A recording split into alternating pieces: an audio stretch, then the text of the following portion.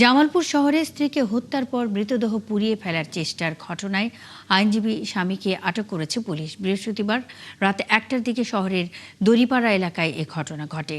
Police জানায়, দীর্ঘদিন ধরে তাহমিনা ও তার স্বামী সুপ্রিম কোর্টের আইনজীবী তাইফুরের মধ্যে পারিবারিক কলহ চলছিল। এরই জেরে বৃহস্পতিবার রাতে তাদের মধ্যে কথা কাটাকাটি হয়। এক পর্যায়ে ধারালো অস্ত্র দিয়ে তাহমিনার উপর হামলা করে তাইফুর।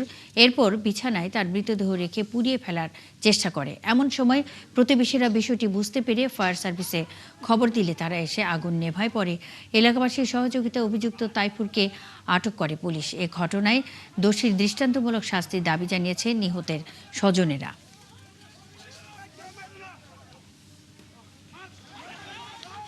তার স্বামী তাকে মেরে আগুন জ্বালিয়ে দেয় তার বাসায়।